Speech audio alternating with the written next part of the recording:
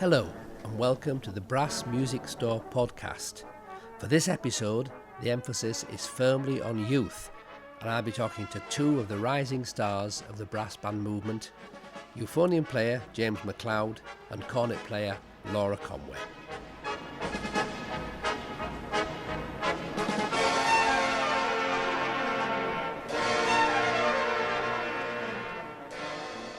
Hello, here we are at the Fermanagh Tyrone Brass Band Summer School with legendary euphonium virtuoso James McLeod.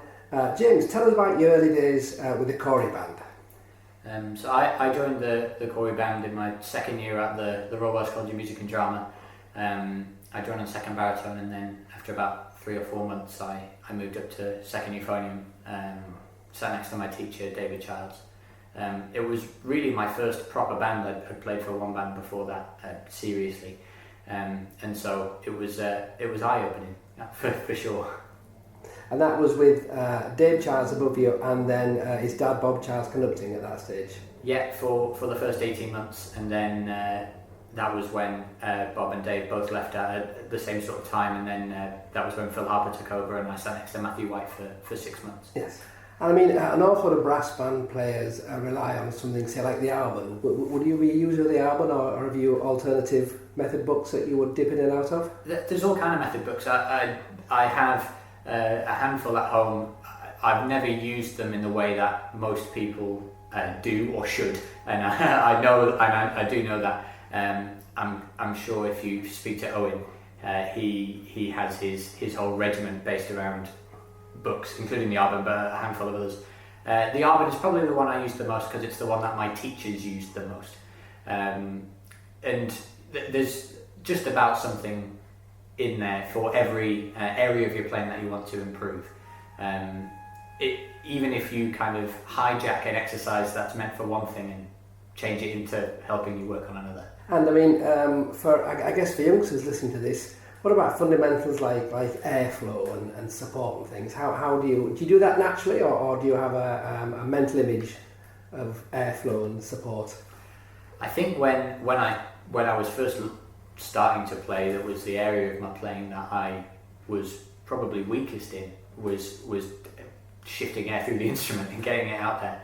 And I had to do a lot of work while I was at college on improving airflow and the timing and the speed and all manner of it, because it just wasn't something that I did naturally.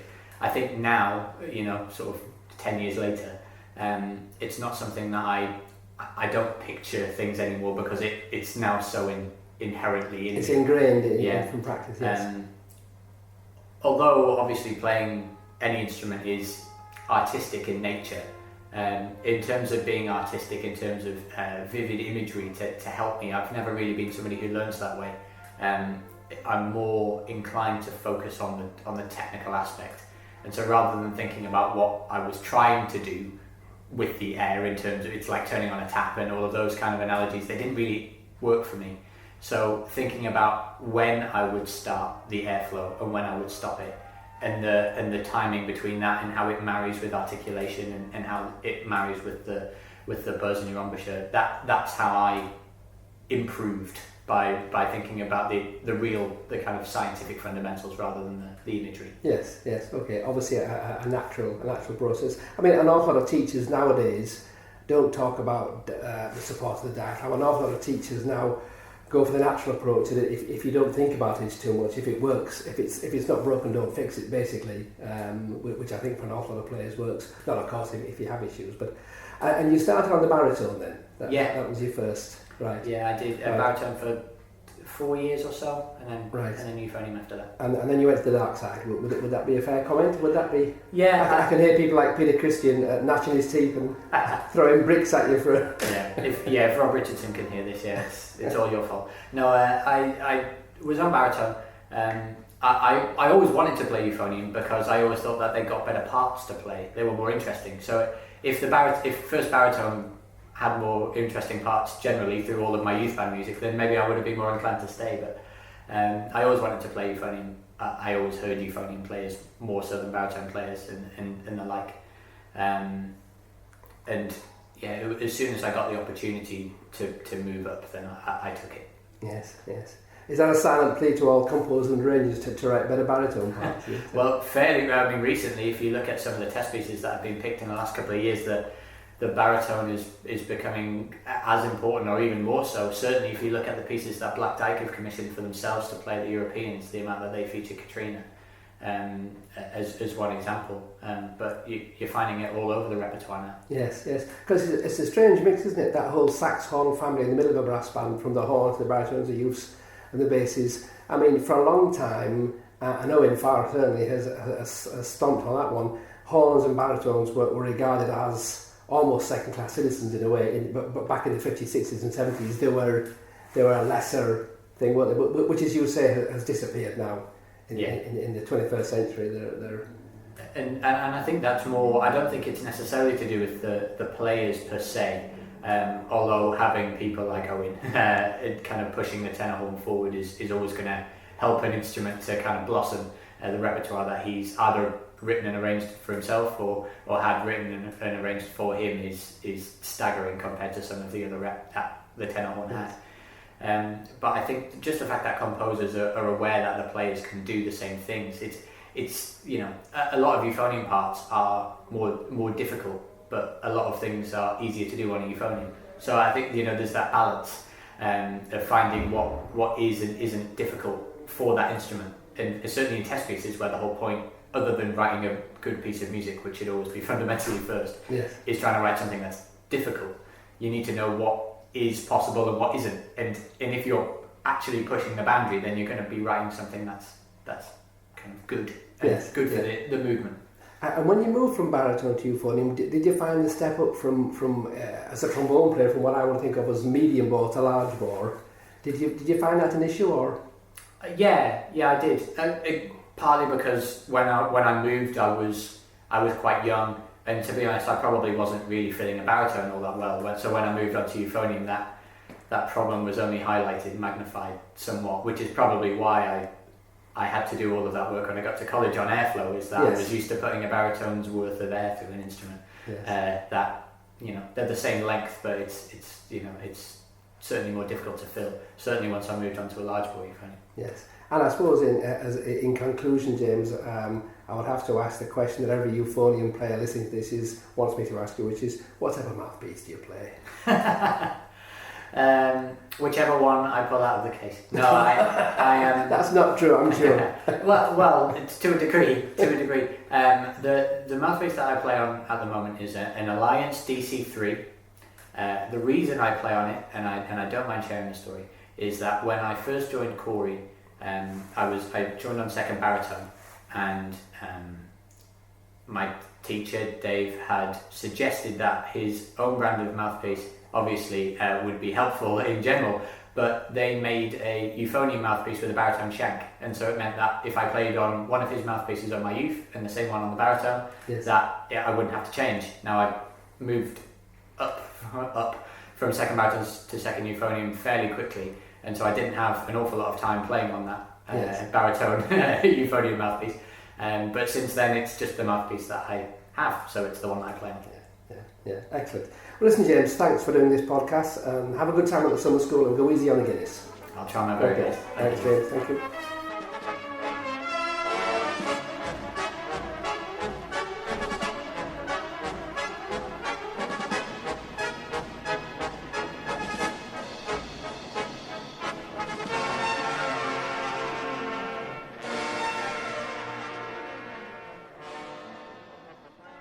Hi, and here we are with another podcast from the Fermanagh Tyrone Brass Band Summer School, and this one we have the fabulous Laura Conway.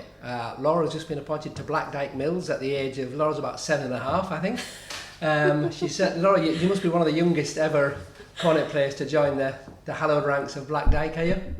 Yeah. I think so. Well, there's one younger than me actually. Seriously? Right. Adam Meald, who plays rep, he's a bit younger than me. Right. And do they come with like classroom assistants to look after them if they're younger than you? No, he's over 18, so he doesn't need that. Okay, and Littleborough Rochdale is your hometown. Yeah. And you went to Wardle High School? Yeah. Wardle, of course, as anyone listening to this knows, is a legendary brass band. Some people call it a factory. I don't think it's quite a factory, but it's certainly very supportive of brass bands. Yeah. And it would have been, I guess, a major influence on your early days. Yeah, definitely. Yes. And do you come from? Is your family involved in brass bands, Laura? Yeah, very much so. My uncle was my teacher at primary school. My uncle Lee Rigg, who previously played piano for Black Dyke, and before that he played for Fairies. So he was my teacher from primary school right through to high school and then sixth form. Yeah. And then my mum and dad also play. My dad plays the cornet, so he kind of started me off on the cornet. He played for Grimethorpe Colliery Band, and then he met my mum and he moved over to Lancashire and joined Fairies. You moved to the wrong side of the pond, is that what you're saying? Yeah, and my mum plays tenor horn as well.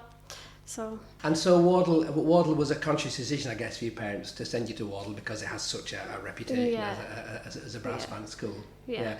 And do they still have the year thing where each year has a band associated with it? No, not anymore. They used, when my mum and my uncle were there, they had that, but it's kind of, they have the junior blast. So you do your primary school bands, and then if you want to do junior blast, you do junior blast, and then you move up into year 7.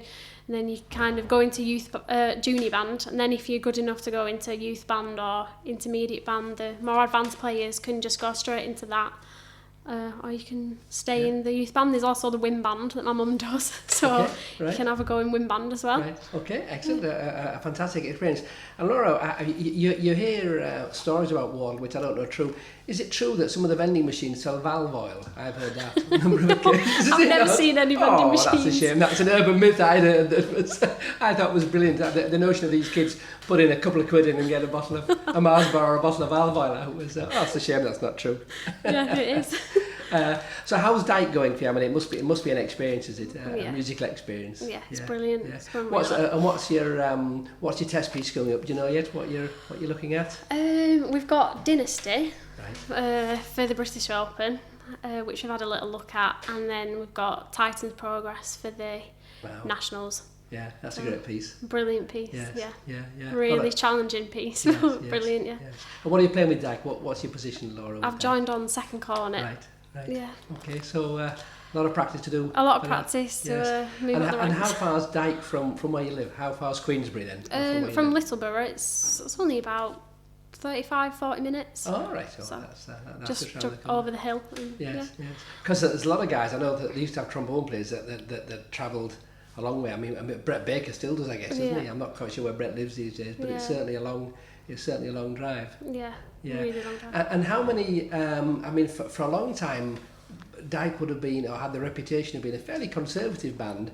But there's a number of girls in Dyke now, isn't there? Yeah, there's loads. Yeah. Team girl. These are Katrina on solo baritone, Sammy, Alison, and Siobhan on horn. Then there's Zoe on flugel, me on cornet, and Logan on percussion. Right. I'm sorry if I forgot anyone. That's okay. Right. You're taking over the world, aren't you, women? Eventually. Yeah, we are. Most people listening to this, I suppose, will be brass band enthusiasts.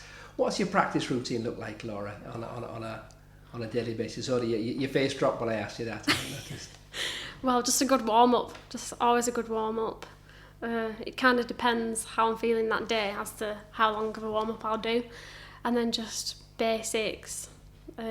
Practicing any pieces that I'm working on, just standard really. Yeah, you're at the RNCM, are you? Yep. Yeah, and have you finished, or whereabouts are you in that?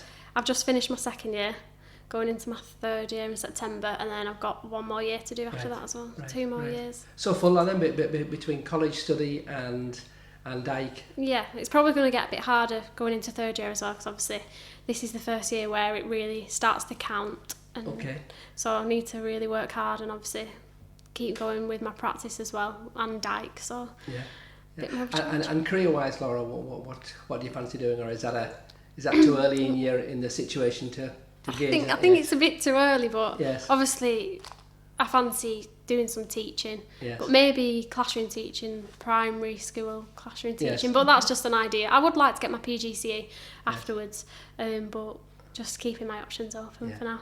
Okay, and this isn't your first visit to Northern Ireland for the summer school? We came last year as well with Wardle, so Right. I kind of tagged along with Wardle last year, Right, okay. and just kind of did some playing and helped out a little bit. Yeah. It's really it's a good. fabulous experience, isn't it? I mean, Yeah. it's a one-man show with Stevie Crooks firmly at the helm, doing everything and making it all happen. Yeah. And have you discovered Guinness, or is that too I personal did a last question? year. Oh, did you? Right. Yeah, I pulled a pint. Did you? Right. Yeah. It wasn't very good though. In Letterbreen or in in the what is it? The halfway in. Yes. In. Yes. Yeah. Okay. Yeah. Wow. You're almost naturalised. Yeah. Okay, Laura, listen. I quite like a baby Guinness though. What's a baby Guinness? I haven't heard of that. What's a baby Guinness? What's in a baby Guinness? It's like a shot. Tia Maria. Yeah, Tia Maria. Really? Wow, I wouldn't drink that by the pint if I were you. Listener, thanks for doing this podcast, and hope you have a good time, and go easy on the baby Guinness. Yeah, I will do. Okay, thanks Laura. Thank you. Thanks.